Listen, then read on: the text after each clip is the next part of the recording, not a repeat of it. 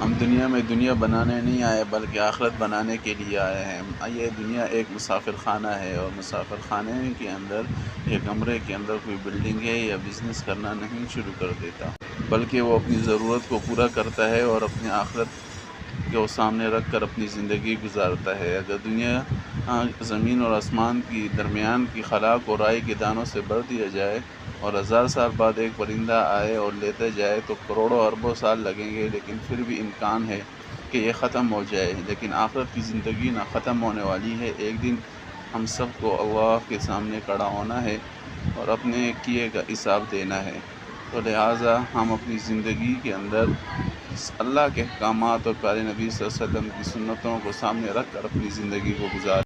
اپنی زندگی کے ایک ایک لمحے کو چیز کرنے والے اور اسے جو ہے نا سکسیس کے پوزیشن پہ لے جانے والے لوگ جو تھے، وہ بزرگ ہم دیکھ لیں اپنے صحابہ انبیاء علیہ السلام کی زندگی کو، انہوں نے تو ہر لمحہ اللہ کی دین کے لیے وقف کیا، اللہ کو رضا کرنے کے لیے وقف کیا۔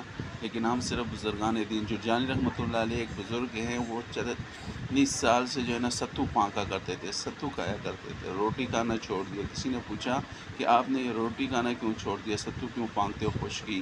تو انہوں نے کہا کہ میں نے کھانے اور جو ہے نا اس کا جو ہے نا روٹی اور ستو کا جب حساب لگایا تو میں 70 مرتبہ سبحان اللہ اس میں زیادہ کہہ سکتا ہوں، یعنی میں اپنا وقت کیوں ضائع کروں، یعنی کہ ایک ایک لمحہ میرا ضائع نہ ہو جائے۔